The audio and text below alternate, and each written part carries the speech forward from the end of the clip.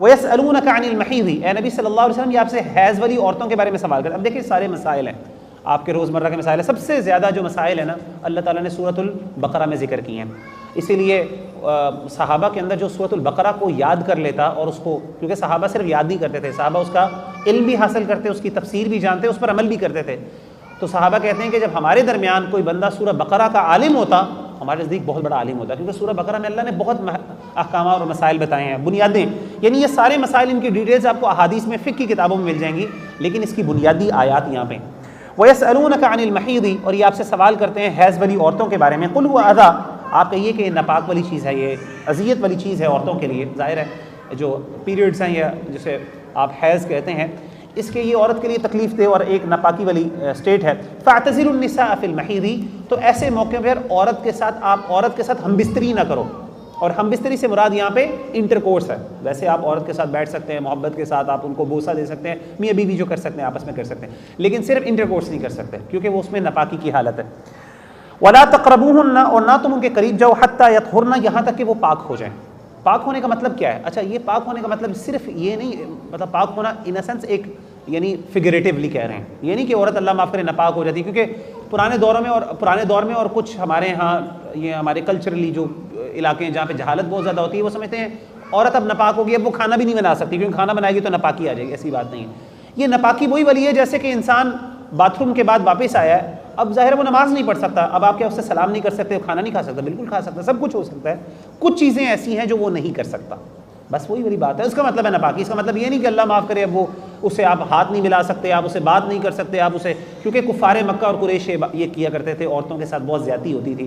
تو یہاں پہ ناپاکی کا مطلب صرف وہ والی ناپاکی ہے، وہ والی چیزیں، یعنی انٹرکورس نہیں کیا جا سکتا، اسی طریقے سے وہ نماز نہیں پڑھ سکتی، یہ مخصوص کچھ چیزیں ہیں جس سے نہیں، باقی وہ دنیا جان کے کھانا بھی بنا سکتی ہیں، آپ ان کے ساتھ یعنی آپ ان کے ساتھ جو بھی دوسرے معاملات ہیں، معاشرتی معاملات، وہ بھی کر سکتے ہیں۔ فَإِذَا تَطَهَّرْنَ، جب وہ پاک ہو جائیں، فَأْتُوهُنَّ مِنْ حَيْثُ أَمَرَكُمُ اللَّهُ، پھر ان کے پاس جاؤ جہاں سے اللہ نے تمہیں حکم دیا۔ اگر وہ پاک ہو جائیں تب آپ میاں بیوی آپس میں تعلقات قائم کر سکتے ہیں۔ اب وہ کیسے تعلقات؟ جو اللہ نے آپ کو بتایا ہے۔ کچھ جگہیں ہیں جہاں پہ اللہ تعالیٰ نے منع کیا کہ آپ عورتوں کے ساتھ وہ یعنی جسمانی تعلقات، جب فزیکل ریلیشن ہوتا ہے تو اس میں کچھ چیزیں آپ نہیں کر سکتے، لیکن باقی آپ کے لیے اوپن ہے، جو مرضی کرنا چاہیں۔ ان اللہ یحب التوابین، بے شک اللہ تعالیٰ توبہ کرنے والوں کو پسند کرتے ہیں، وہ یحب المتطہرین، اور پاک صاف رہنے والوں کو بھی اللہ پسند کرتے ہیں۔ نساؤکم حرث لکم، تمہاری بیویاں تمہاری کھیتیوں کی طرح ہیں، کیونکہ اللہ تعالیٰ ایک اللہ نے مثال دی ہے، ٹھیک ہے نا؟ مثال کیا دی ہے کہ جیسے مثال کے طور پہ آپ پانی ہے، پانی کھیتی میں جاتا ہے، اللہ تعالیٰ اسے اولاد دیتا ہے، یعنی اس سے پیدائش ہوتی ہے۔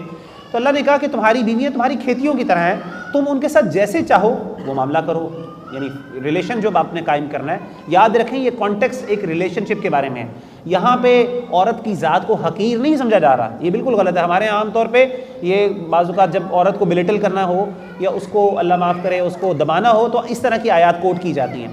یہ کانٹیکسٹ ہے کہ جب فزیکل ریلیشن ہے، جب فزیکل ریلیشن ہے، اب آپ اپنی بیوی کے ساتھ جس طرح چاہیں معاملہ کر سکیں، آپ جو بھی انجوائے کرنا چاہ سکتے ہیں۔ کچھ چیزیں اللہ نے منع کر دی کہ آپ نے ڈیورنگ دا فزیکل ریلیشن آپ نے یہ کام نہیں کرنا، باقی اس کے بعد جو بھی آپ آپس میں میاں بیوی آپس میں کرنا چاہتے ہیں وہ کر لیں۔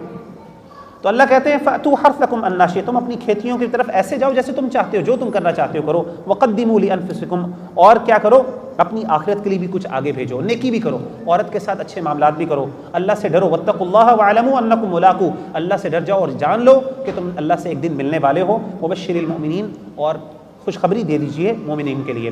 تو یہاں پہ اللہ نے کہا کہ میاں بیوی کے جب آپس میں تعلقات ہیں تو یاد رکھیے گا، قرآن مجید میں آپ آگے بھی پڑھیں گے، طلاق کی اب آگے آیتیں آ رہی ہیں، آپ دیکھیں اللہ تعالیٰ جہاں پہ بھی نکاح اور طلاق کی بات کرتے ہیں وہاں پہ اللہ سے ڈرنے کا حکم دیتے ہیں، تقوی کا حکم دیتے ہیں۔ واتقوا اللہ، اللہ سے ڈر جاؤ۔ واتقوا اللہ واعلموا انکم ملاقوہ، خوب اللہ سے ڈر جاؤ اور تم جان لو کہ اللہ سے تم ایک دن ملنے والے ہو، اور خوشخبری دے دو مومنین اہل ایمان والوں کے لیے۔